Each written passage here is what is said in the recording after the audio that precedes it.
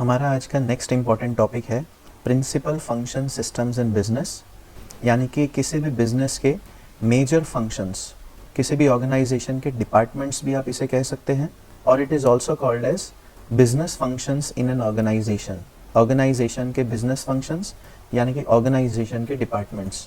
अगर आप अपना सिलेबस देखेंगे तो चैप्टर नंबर 3 में इस टॉपिक के बारे में अलग से दिया गया है, principal function systems in business. तो ये टॉपिक आपको बहुत अच्छे से करना है।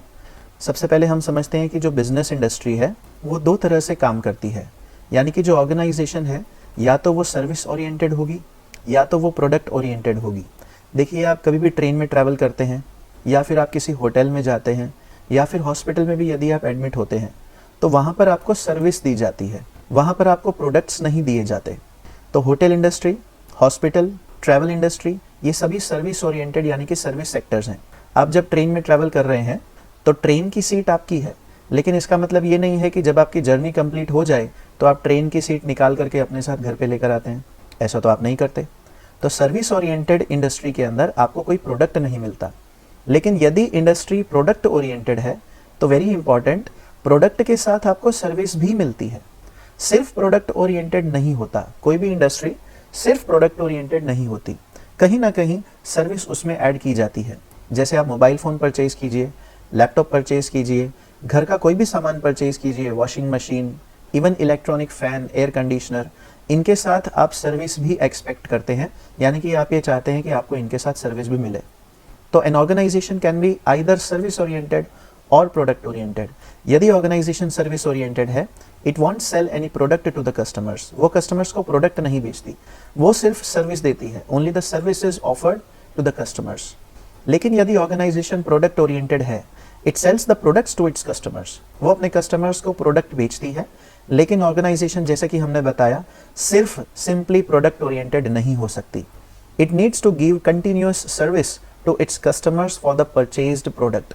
जो प्रोडक्ट आप परचेज करते हैं, कस्टमर परचेज करता है, उसके साथ वो सर्विस भी एक्सपेक्ट करता है, और वो सर्विस रेगुलरली देने से कस्टमर उस इंडस्ट्री के साथ बंधा रहता है, उस ऑर्गेनाइजेशन के साथ कनेक्टेड रहता है। सिर्फ इतने एग्जाम्पल से आप समझ लीजिए कि यदि आपको कोई प्रोडक्ट के साथ उसकी सर्विस ना मिले तो आप किसी को उस प्रोडक्ट के लिए रेफर भी नहीं करेंगे कि आप उस कंपनी का प्रोडक्ट खरीदिए। So for product oriented business, जहाँ पर प्रोडक्ट ओरिएंटेड बिजनेस की बात आती है, उस बिजनेस की हम बात कर रहे हैं, हम सर्विस ओरिएंटेड बिजनेस की बात नहीं कर रहे। जहाँ पर चीज़ बनाई जाती है, कोई वस्तु बनाई जाती है और वहाँ पर कस्टमर उसे खरीदता है, वहाँ पर उस बिजनेस के हम फंक्शंस के बारे में यहाँ पर डिस्कशन कर रहे हैं। We are not talking about service oriented businesses, we are talking about only product oriented businesses. तो जो प्रोडक्ट ओरिएंटेड बिजनेस होता है, जहाँ पर कस्टमर प्रोडक्ट खरीदता है, उसके मेजर फंक्शनल सिस्टम्स यानी कि एरियाज को हम ऑपरेटिंग डिविजन्स भी कह सकते हैं, उनको हम डिपार्टमेंट्स भी कह सकते हैं। यानी कि यहाँ पर सिर्फ एक ही नाम दिया गया है, फंक्शन सिस्टम्स, लेकिन हम उसे फंक्शन सिस्टम्स यानी कि फंक्शनल सिस्टम्स के अलावा एरिया भी कह सकते हैं, ऑपरेटिंग डिविजन्स भी कह सकते हैं, डिपार्टमेंट्स भी कह सकते हैं। तो अलग अलग नाम है लेकिन चीज़ एक ही है। और इनको किन कैटेगरीज में हम डिवाइड करते हैं वो भी आप जानते हैं, उनके नाम आपको देखकर समझ में आ जाएंगे। आपको पता है किसी भी इंडस्ट्री यानी कि बिजनेस के अंदर फाइनेंस डिपार्टमेंट होता है और अकाउंटिंग डिपार्टमेंट होता है जो मनी मैनेजमेंट का काम करता है। तो ये दो हो गए, फाइनेंस एंड अकाउंटिंग, ये हमारे दो ऑपरेटिंग डिविजन्स यानी कि दो फंक्शंस हो गए। दूसरा है मैन्युफैक्चरिंग, यानी कि जिसे हम प्रोडक्शन भी कहते हैं, और उसी के साथ साथ क्वालिटी कंट्रोल। जो रॉ मटेरियल आ रहा है उसकी भी क्वालिटी देखना, जो प्रोडक्ट बन रहा है जिसे कहते हैं फिनिश्ड गुड, उसकी भी क्वालिटी पर ध्यान देना। तो ये भी दो डिपार्टमेंट्स यानी कि दो फंक्शंस हो गए।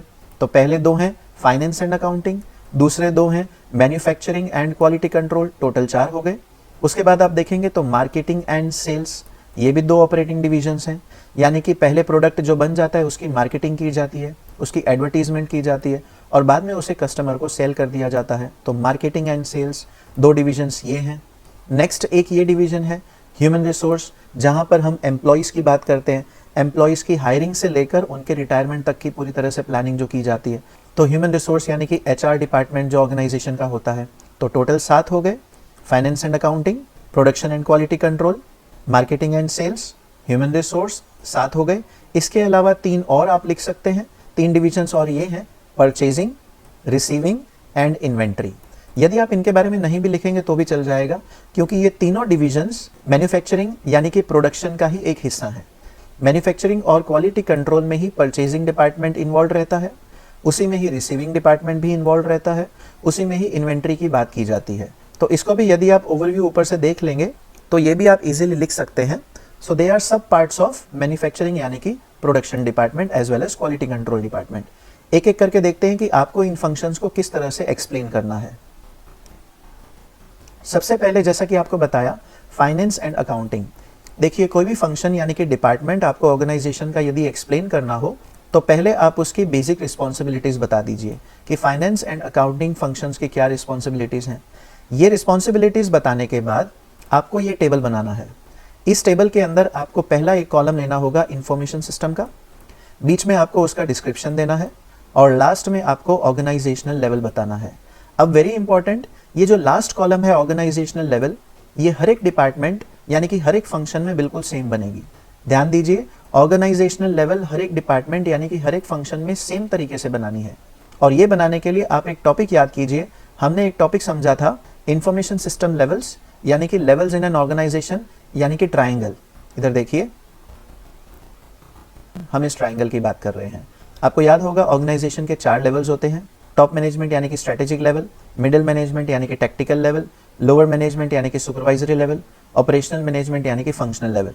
तो लास्ट कॉलम में आपको ये चारों लेवल्स लिखने हैं। वेरी इंपॉर्टेंट, लास्ट जो कॉलम है जिसमें हम ऑर्गेनाइजेशनल लेवल्स लिख रहे हैं, इसमें आपको ये चारों कॉलम्स के नाम देने हैं।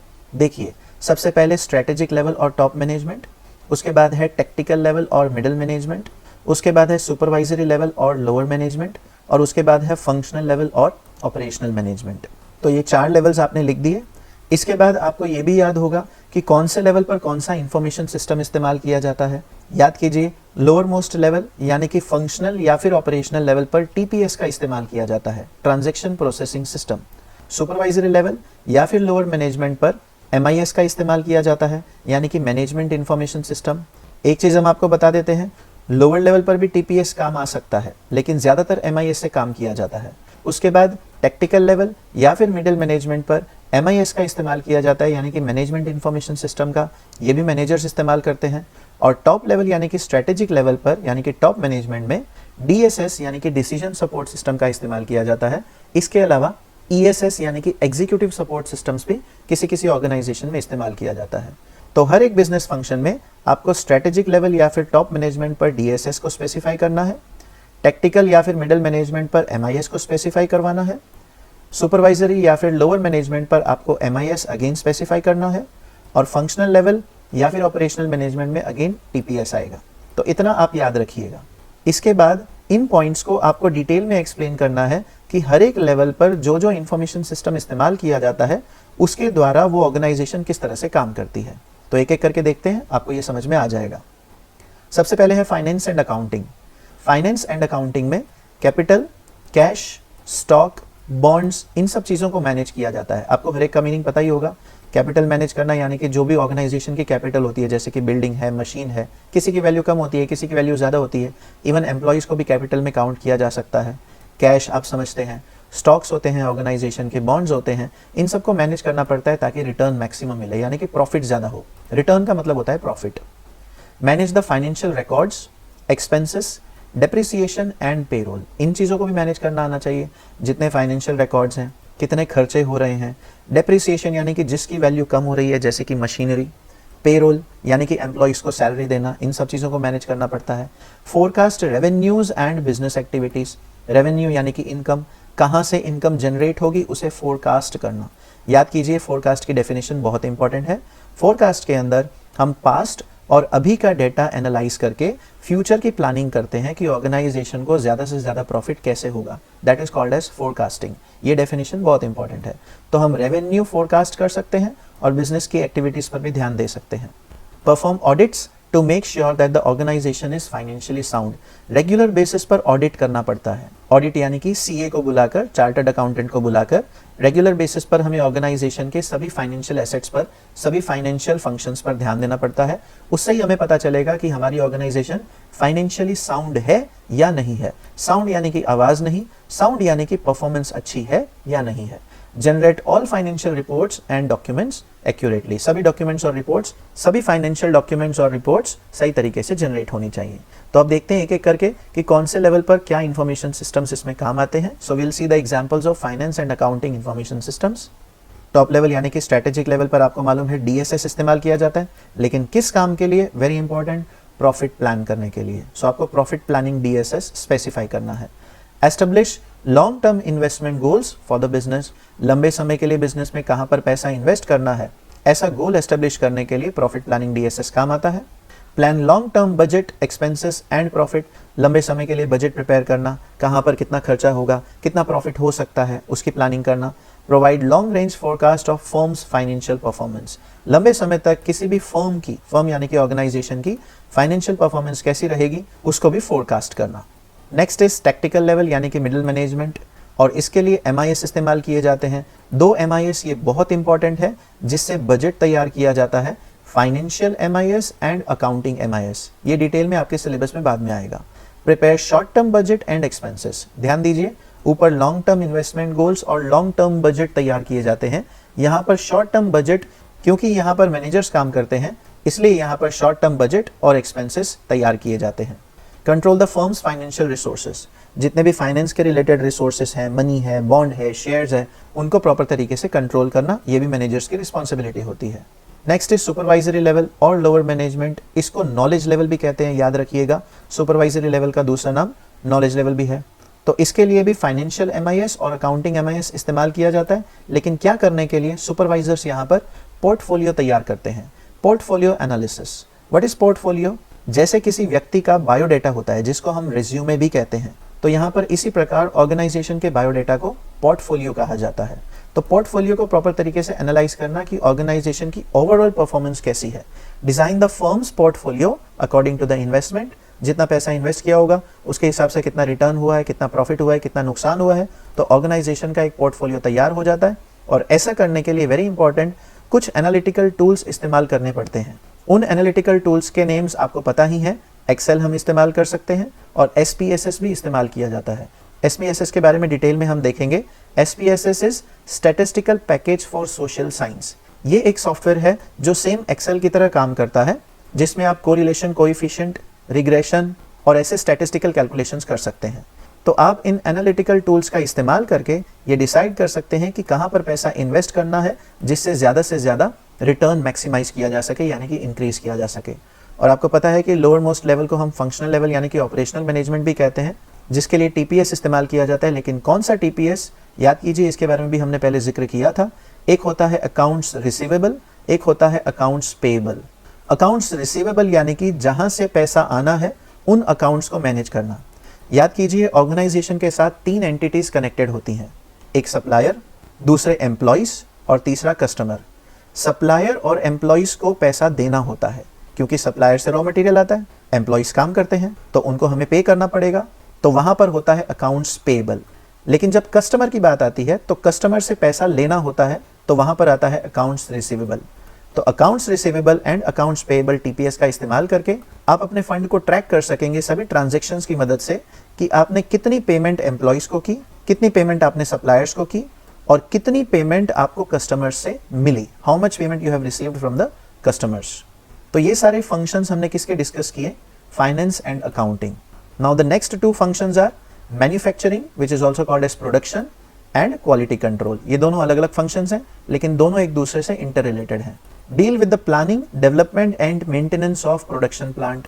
जितने भी प्रोडक्शन प्लांट्स हैं, यानी कि जहां पर प्रोडक्शन होता है, प्रोडक्शन प्लांट यानी कि जहां पर फिजिकली प्रोडक्ट्स बनते हैं, मैन्युफैक्चर होते हैं, उनकी प्लानिंग करना, उनका डेवलपमेंट करना और रेगुलर बेसिस पर उनको मेंटेन भी करके रखना, क्योंकि मशीन्स चलते चलते धीरे धीरे मेंटेनेंस मांगती हैं। अगर मशीन्स चलनी बंद हो जाएंगी तो प्रोडक्शन ऑटोमेटिकली बंद हो जाएगा, जो ऑर्गेनाइजेशन के लिए एक बहुत बड़ा नुकसान होता है। तो उसकी प्रॉपर प्लानिंग और डेवलपमेंट और मेंटेनेंस पर ध्यान देना पड़ता है। अब जो भी प्रोडक्ट प्रोड्यूस होता है उसको स्टोर करना पड़ेगा। सिमिलरली जो भी रॉ मटेरियल आता है उसको भी हमें स्टोर करके रखना पड़ेगा और चेक करना पड़ेगा रेगुलर बेसिस पर वो अवेलेबल है या नहीं है। So storage and availability of raw material by controlling the inventory level. Inventory यानी कि स्टॉक। स्टॉक में भी बहुत ज़्यादा सामान नहीं रहना चाहिए, ना बहुत ज़्यादा रॉ मटेरियल आ जाना चाहिए, ना बहुत ज़्यादा प्रोडक्ट मैन्युफैक्चर होना चाहिए। सिमिलरली ना कम रॉ मटेरियल होना चाहिए, कम होगा तो मैन्युफैक्चरिंग नहीं हो पाएगा, ज़्यादा होगा तो सामान पड़े पड़े खराब हो जाएगा। तो हमें एडिक्वेट इन्वेंट्री मेंटेन करके रखनी होती है। एडिक्वेट यानी कि जितनी ज़रूरत है। Scheduling of various material and labour to design and develop finished product. जितना भी मटीरियल आ रहा है यानी कि रॉ मटीरियल आ रहा है, और जितना भी आपके पास लेबर यानी कि एम्प्लॉयज़ हैं, उनको आपको शेड्यूल करना पड़ता है कि कौन सा एम्प्लॉय कौन सा प्रोडक्ट बनाएगा, उसका डिज़ाइन आपको तैयार करना होता है और उसे आपको डेवलप करना होता है। Setting the production goals and assessing their achievement. Assess करना, एसेस यानी कि उनको रेगुलर बेसिस पर चेक करते रहना। जब कोई भी प्रोडक्ट बनता है तो उसके लिए पहले गोल सेट करना होता है कि इतने समय में इतने प्रोडक्ट्स मैन्युफैक्चर हो जाने चाहिए, और रेगुलर बेसिस पर ये चेक करना होता है कि आपने कितने प्रोडक्ट्स मैन्युफैक्चर किए। यदि कम मैन्युफैक्चर होते हैं तो आपका गोल अचीव नहीं हुआ। तो रेगुलर बेसिस पर असेसमेंट करना बहुत ज़रूरी होता है। And designing the production schedules, यानी कि रेगुलर बेसिस पर कितना प्रोडक्शन होगा उसका शेड्यूल तैयार करना। इसके एग्जाम्पल्स देखते हैं लेवल्स के अनुसार। आपको पता है कि लास्ट कॉलम में आपको ऑर्गेनाइजेशन के लेवल्स बताने हैं, फर्स्ट कॉलम में आपको इंफॉर्मेशन सिस्टम के लेवल्स बताने हैं। तो एक एक करके देखते हैं इनकी रिस्पॉन्सिबिलिटीज। स्ट्रेटेजिक लेवल यानी कि टॉप मैनेजमेंट पर आपको डीएसएस के बारे में बताना है। ये कौन सा डीएसएस होगा? जो एग्जीक्यूटिव्स को यानी कि चीफ एग्जीक्यूटिव ऑफिसर्स और मैनेजिंग डायरेक्टर्स को फैसिलिटीज लोकेशन डिसाइड करने में हेल्प करता है, यानी कि कहाँ पर मैन्युफैक्चर करना है, कितना पैसा मैन्युफैक्चरिंग में लगेगा, कौन सी नई मशीन्स खरीदी जाएं जिससे मैन्युफैक्चर आसानी से हो सके। So deal with the firms long term manufacturing goals, decide whether to invest in new manufacturing technology. किसी चीज़ को बनाने के लिए मशीन्स की ज़रूरत पड़ती है तो वो नई मैन्युफैक्चरिंग टेक्नोलॉजी में इन्वेस्ट करना अच्छा है या नहीं है। Decide where to locate new production facilities. जो हमें प्रोडक्शन करना है यानी कि जो प्रोडक्ट बनाना है उसकी लोकेशन क्या होगी। लोकेशन यानी कि साइट जहाँ पर प्रोडक्शन होगा। नेक्स्ट इज टेक्निकल लेवल यानी कि मिडिल मैनेजमेंट। इसके लिए मैन्युफैक्चरिंग MIS का इस्तेमाल किया जाता है जो प्रोडक्शन प्लानिंग में हेल्प करता है। Decide when and how many products should be produced. कितने प्रोडक्ट्स बनाने हैं, कब बनाने हैं, तो वो गोल सेट करना होता है, ये मैनेजर सेट करते हैं। Analyse and monitor production cost and resources. कितना खर्चा लगा यानी कि कितना पैसा लगा किसी भी प्रोडक्ट को बनाने में, और कितने रिसोर्सेस लगे। आपको मालूम है ऑर्गेनाइजेशन के resources man, material, machine, money, इन सभी रिसोर्सेस पर रेगुलरली नजर रखनी पड़ती है। नेक्स्ट इज सुपरवाइजरी लेवल और लोअर मैनेजमेंट लेवल, जिसमें 2 MIS इस्तेमाल किए जाते हैं। ये बहुत इंपॉर्टेंट है, आगे जाकर हम इनके बारे में डिटेल में देखेंगे। CAD systems and CAM systems, आपने इनके बारे में शायद पहले सुना होगा। CAD यानी कि कंप्यूटर एडेड डिज़ाइन या फिर कंप्यूटर असिस्टेड डिज़ाइनिंग। आपको पता है फोटोशॉप, कॉरल ड्रॉ, इन सॉफ्टवेयर्स की मदद से आप अच्छे से डिज़ाइन प्रिपेयर कर सकते हैं, पैम्पलेट्स बना सकते हैं, थंबनेल्स तैयार कर सकते हैं, बहुत सारी ड्राइंग्स बहुत अच्छे तरीके से किसी भी पिक्चर में मॉडिफिकेशंस कर सकते हैं। तो CAD सिस्टम्स किसी भी चीज़ को क्लैरिटी से एक्सप्लेन करने में हेल्प करता है। और दूसरी तरफ CAM सिस्टम, CAM यानी कि कंप्यूटर एडेड मैन्युफैक्चरिंग या फिर कंप्यूटर असिस्टेड मैन्युफैक्चरिंग। जब हम कोई भी प्रोडक्ट बनाते हैं, ध्यान दीजिए, एक छोटी सी सुई भी जब बनाई जाती है, एक नेल भी जब बनाया जाता है या फिर एक नीडल भी तैयार होती है, तो उसका भी मॉडल तैयार करना होता है। तो ऐसे मॉडल्स तैयार करने के लिए कुछ सॉफ्टवेयर मार्केट में अवेलेबल हैं, जैसे कि माया, ब्लेंडर, गेमिंग के लिए यूनिटी। उन सब के अंदर आप अपने खुद के मॉडल्स तैयार कर सकते हैं और उन्हें मार्केट में बेच सकते हैं। तो CAD और CAM सिस्टम्स इसमें बहुत काम लगते हैं, जो कि MIS का एक हिस्सा है। Designing new product using CAD systems, using advanced CAM systems to develop products of high quality. किसी भी चीज़ को बनाने से पहले उसका ब्लूप्रिंट तैयार किया जाता है। वो ब्लूप्रिंट आप समझ सकते हैं कि CAD सिस्टम्स में बहुत आसानी से तैयार हो जाता है और आपका प्रोडक्ट वो हाई क्वालिटी का बनता है। Last is functional level which is also called as operational management. इसमें machine and equipment control TPS का इस्तेमाल किया जाता है, which deals with the current status of production and task. Currently कितना प्रोडक्शन हुआ, कौन कौन सा काम चल रहा है, and control the operations of machines. जो मशीन्स चल रही हैं उन पर रेगुलर बेसिस पर ध्यान दिया जाता है लोअर मोस्ट यानी कि ऑपरेशनल मैनेजमेंट के द्वारा। तो ये हमारे 2 फंक्शंस हैं, मैन्युफैक्चरिंग और प्रोडक्शन एंड क्वालिटी कंट्रोल। इसके बाद नेक्स्ट 2 हमारे फंक्शंस हैं, मार्केटिंग एंड सेल्स। आपको पता है स्टार्टिंग में हमने फाइनेंस और अकाउंटिंग देखा, उसके बाद हमने प्रोडक्ट को मैन्युफैक्चर यानी कि प्रोडक्शन लाइन में डाला, रेगुलर बेसिस पर उसकी क्वालिटी पर ध्यान दिया। अब प्रोडक्ट बन गया तो उसे मार्केट में आना है, तो उसके लिए मार्केटिंग करनी पड़ेगी, फिर उसका सेल करना पड़ेगा। तो प्रोडक्ट का मार्केटिंग और सेल करने के लिए क्या करना पड़ता है उस पर ध्यान दीजिए। The marketing and sales function is responsible for selling the organisations products और सर्विसेज। चाहे प्रोडक्ट बेचनी हो, चाहे सर्विस बेचनी हो। देखिए सर्विस भी बेचनी होती है। होटल इंडस्ट्री में यदि रूम्स अच्छे होंगे, रूम्स की क्वालिटी अच्छी होती है, यानी कि रूम्स के अंदर सभी सामान सही होंगे, तो ही कस्टमर उस रूम की बुकिंग करवाएगा और ऑर्गेनाइजेशन को प्रॉफिट होगा। तो मार्केटिंग और सेल्स फंक्शन ऑर्गेनाइजेशन के प्रोडक्ट और सर्विस को सेल करने में हेल्प करता है। Determine the best location for production and distribution facilities. That is location और साइट एनालिसिस। इसमें ध्यान देना पड़ता है कि मार्केटिंग और सेल्स जो करना है वो कहाँ पर करना है। जिस प्रकार प्रोडक्शन के लिए हमें साइट देखनी पड़ती है कि कहाँ पर हमें प्रोडक्ट मैन्युफैक्चर करना है, इसी प्रकार डिस्ट्रीब्यूशन भी कहाँ से होगा, यानी कि कहाँ पर उस प्रोडक्ट का मैक्सिमम सेल होगा, उस जगह को भी हमें एनालाइज करना पड़ता है। सीधी बात है, ऐसी जगह पर प्रोडक्ट कभी सेल नहीं होगा जहां पर मिनिमम पब्लिक हो या फिर पब्लिक उस प्रोडक्ट के लिए पे करने के लिए तैयार नहीं है, तो प्रॉपर तरीके से एनालाइज करनी पड़ती हैं locations. Determine the best advertising and sales approaches by promotion analysis. आपको अपने प्रोडक्ट का प्रमोशन करवाना है तो आपको best advertising and sales approaches पर ध्यान देना पड़ेगा। देखिए, पुराने ज़माने में किसी भी प्रोडक्ट को बेचने के लिए रेडियो पर यदि उसकी एडवर्टीजमेंट की जाती थी तो वो बिक जाता था, लेकिन आजकल के ज़माने में यदि किसी प्रोडक्ट को रेडियो पर बोल बोल कर बेचा जाए तो क्या वो सेल होगा? नहीं होगा। इंटरनेट का इस्तेमाल करना पड़ता है, टीवी का इस्तेमाल करना पड़ता है, बुलेटिन बोर्ड्स का इस्तेमाल करना पड़ता है, होर्डिंग्स लगाने पड़ते हैं, बैनर्स लगाने पड़ते हैं। और आपको ये पता होना चाहिए कि ज़्यादातर कंपनीज आजकल ज़्यादातर पैसा अपना एडवर्टाइजिंग में लगाती हैं। इससे कस्टमर को ज़्यादा अट्रैक्ट किया जाता है और अपना प्रोडक्ट ज़्यादा अच्छे से मार्केट में चल सकता है। Contacting the customer, selling the products and services, taking orders and follow up on sales. Customers को कॉन्टैक्ट करना पड़ता है, उनको प्रोडक्ट और सर्विस सेल करनी पड़ती है, उनसे ऑर्डर लेना पड़ता है एंड रेगुलर बेसिस पर मोस्ट इंपॉर्टेंट उनसे फॉलो अप लेना पड़ता है। फॉलो अप यानी कि आपने प्रोडक्ट बेच दिया, उसके बाद आपको रेगुलर बेसिस पर कस्टमर से कॉन्टैक्ट करके उसका रिव्यू और फीडबैक लेना पड़ता है। और यदि कस्टमर का फीडबैक नेगेटिव आता है तो अपने प्रोडक्ट में रेगुलर बेसिस पर इंप्रूवमेंट्स भी करना। Set product prices to get the highest total revenues by price analysis. Product का प्राइस भी सेट करना होता है और प्राइस ऐसे ही रैंडमली सेट नहीं किया जा सकता, उसे आपको प्रॉपर तरीके से एनालाइज करना पड़ता है, तभी आप जान सकते हैं कि आपका हाईएस्ट टोटल रेवेन्यू यानी कि इनकम कितनी होगी। इसके एग्जाम्पल्स हम देख लेते हैं। जैसे कि अभी हमने ऊपर के फंक्शंस के एग्जाम्पल्स देखे, आपको मालूम है आपको ये टेबल ड्रॉ करना है, यहाँ पर आपको ऑर्गेनाइजेशन के लेवल्स बताने हैं और यहाँ पर इंफॉर्मेशन सिस्टम्स कौन कौन से इस्तेमाल किए जाते हैं उनके बारे में आपको बताना होगा। तो स्ट्रेटेजिक लेवल यानी कि टॉप मैनेजमेंट पर डीएसएस इस्तेमाल किया जाता है, लेकिन कौन सा डीएसएस? सेल्स ट्रेंड फोरकास्टिंग, यानी कि फ्यूचर में हमारी कितनी सेल होगी उसके ट्रेंड के बारे में जानना। ट्रेंड यानी कि जैसे हम कहते हैं कि मार्केट में लेटेस्ट क्या चल रहा है, उसके बारे में जानना बहुत ज़रूरी होता है। So planning for new product and services, नए प्रोडक्ट्स और सर्विसेज के बारे में प्लान करना। Monitor the trends affecting the new products, नई प्रोडक्ट को कौन सा ट्रेंड अफेक्ट करता है, चाहे पॉजिटिव वे में चाहे नेगेटिव वे में। फाइंडिंग न्यू सेल्स अपॉर्चुनिटीज, नई मैक्सिमम आप किस तरह से सेल कर सकते हैं, कितनी सेल कर सकते हैं। मॉनिटर द कॉम्पिटिटर्स पर ध्यान देना। Prepare yearly sales forecast reports, regular basis पर पूरे साल में आपका कितना सेल होता है उसकी फोरकास्ट रिपोर्ट भी तैयार करना। नेक्स्ट इज टेक्निकल लेवल और मिडिल मैनेजमेंट, जिसमें प्राइसिंग एनालिसिस किया जाता है मैनेजर्स के द्वारा, जिसमें भी MIS इस्तेमाल होता है।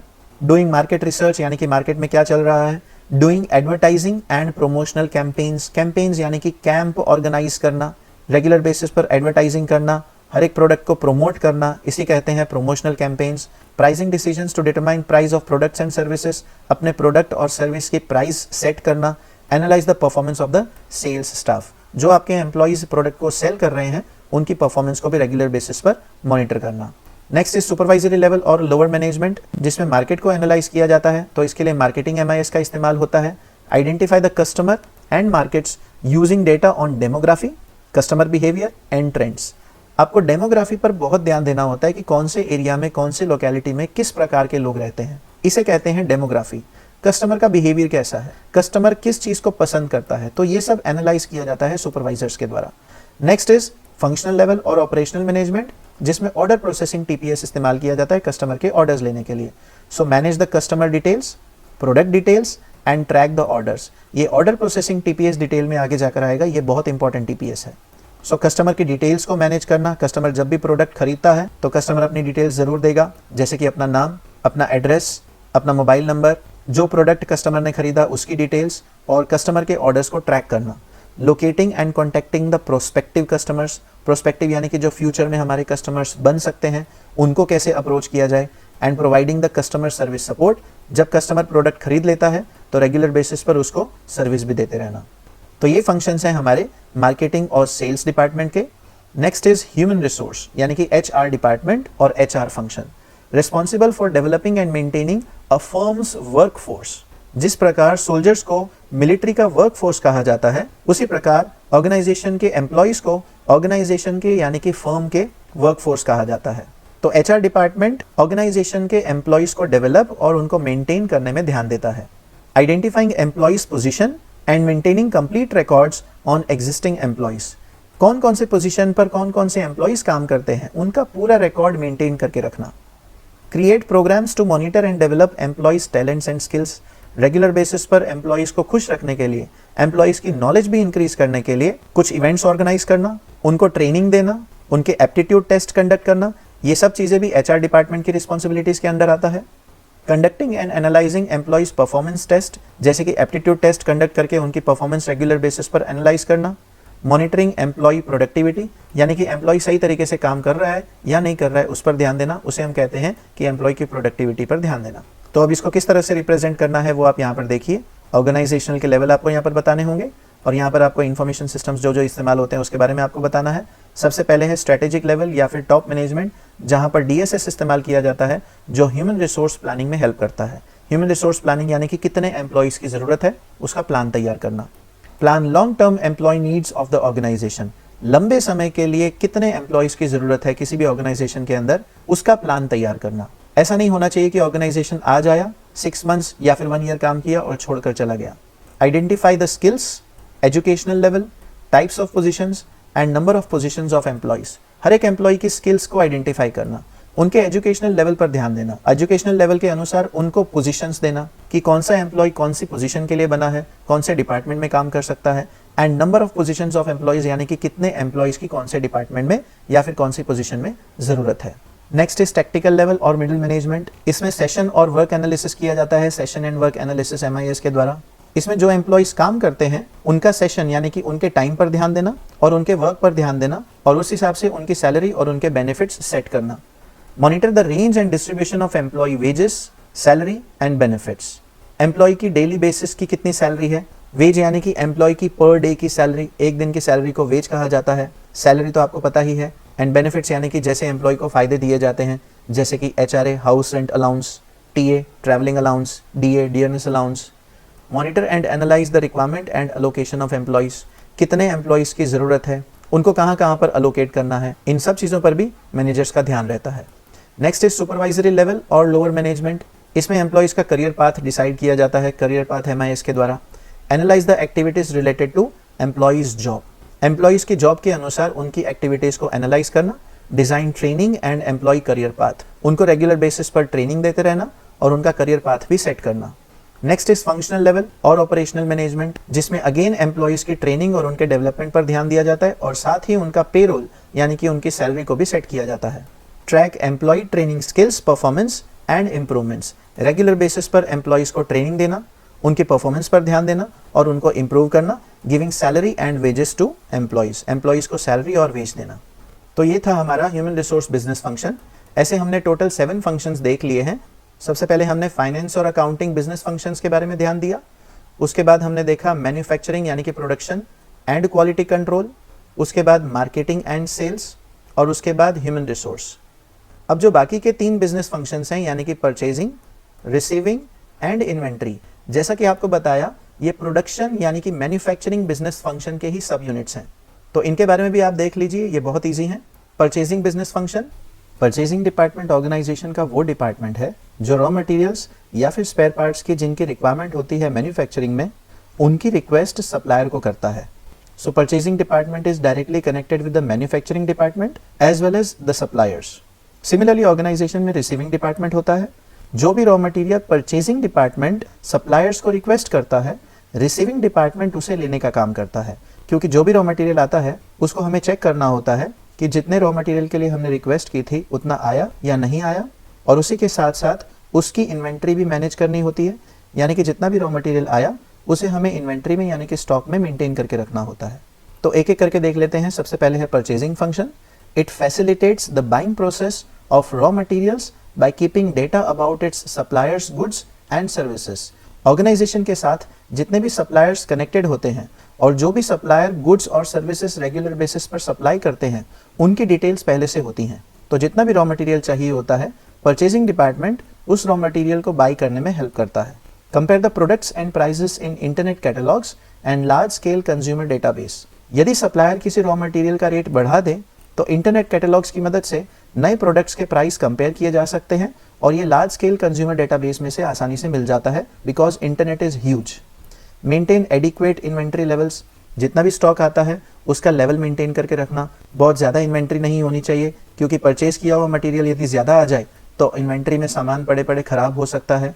Form strategic partnerships with 1 or 2 major suppliers for important parts and materials. Generally organisation एक या उससे ज़्यादा सप्लायर्स के साथ स्ट्रेटेजिक पार्टनरशिप कर लेती है, यानी कि उनके साथ ऐसी पार्टनरशिप जिससे दोनों को फायदा हो। सप्लायर्स रेगुलर बेसिस पर रॉ मटेरियल्स और स्पेयर पार्ट्स सप्लाई करते रहें और ऑर्गेनाइजेशन का मैन्युफैक्चरिंग डिपार्टमेंट उस प्रोडक्ट को मैन्युफैक्चर करके सेल करता रहे, इससे दोनों का फायदा होता है।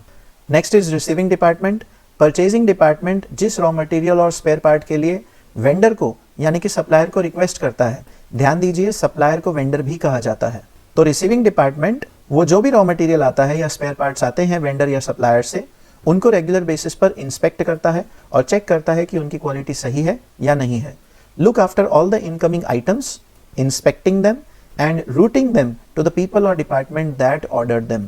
जिन एम्प्लॉयज ने या जिन डिपार्टमेंट्स ने जिस रॉ मटेरियल के लिए रिक्वेस्ट की थी वो सभी रॉ मटेरियल आने के बाद उसको इंस्पेक्ट किया जाता है और उन डिपार्टमेंट्स या फिर उन एम्प्लॉयज को दे दिया जाता है। Notify the purchasing department when items have been received. सीधी बात है, जब भी रिसीविंग डिपार्टमेंट के पास सप्लायर से सारा रॉ मटेरियल आएगा तो परचेजिंग डिपार्टमेंट को इन्फॉर्म करना होता है कि हमारे पास वो सभी आइटम्स आ गई हैं। Perform quality control by inspection, उसकी क्वालिटी पर ध्यान देना। Sending back defective items to the suppliers यानी कि वेंडर्स और making adjustment to compensate for faulty और डिफेक्टिव मटीरियल्स। यदि कोई रॉ मटेरियल सप्लायर के द्वारा खराब आया है तो उनको रिटर्न कर देना, या फिर यदि उस मटेरियल से काम चल सकता है तो एडजस्टमेंट करना जिससे कंपेंसेशन हो जाए, यानी कि कम अमाउंट देकर सेटलमेंट कर दिया जाए। और लास्ट है इन्वेंट्री मैनेज करना। इन्वेंट्री में जितने भी गुड्स या फिर रॉ मटेरियल्स आते हैं उनको स्टोर किया जाता है क्योंकि वो रिसीविंग डिपार्टमेंट के पास आते हैं। Maintain the raw materials, packing materials, finished goods and maintenance parts. ये सब चीज़ें मैनेज करनी आनी चाहिए जितने भी रॉ मटेरियल्स आ रहे हैं। भले पैकिंग मटेरियल्स आ रहे हैं क्योंकि जो प्रोडक्ट बनेगा उसे पैक करना होगा। फिनिश्ड गुड्स यानी कि जो प्रोडक्ट पूरी तरह से तैयार हो जाते हैं, और मेंटेनेंस के रिलेटेड, मशीन्स के मेंटेनेंस के रिलेटेड किसी चीज़ की ज़रूरत है उसका भी स्टॉक मेंटेन करके रखना। Maintain adequate inventory levels. Adequate यानी कि जितनी ज़रूरत है, ना ज़्यादा ना कम। Reorder raw materials to maintain the inventory. जितने रॉ मटेरियल की ज़रूरत है उसे वापस से रीऑर्डर करना यदि उसकी कमी हो रही है तो ये तीन जो फंक्शंस है, purchasing, receiving and inventory, these are the subsystems or you can say sub functions of which department? These are the sub functions of production यानी कि मैन्युफैक्चरिंग डिपार्टमेंट। तो हमारे टोटल 10 फंक्शंस हैं, 10 बिजनेस फंक्शंस या फिर 10 function systems of a business. Finance and accounting, manufacturing यानी कि production and quality control, marketing and sales, human resource, total 7 हो गए, और इसके अलावा 3 और, purchasing, receiving as well as inventory. तो इसमें आपको इन बिजनेस फंक्शंस को इस तरह से एक्सप्लेन करना है।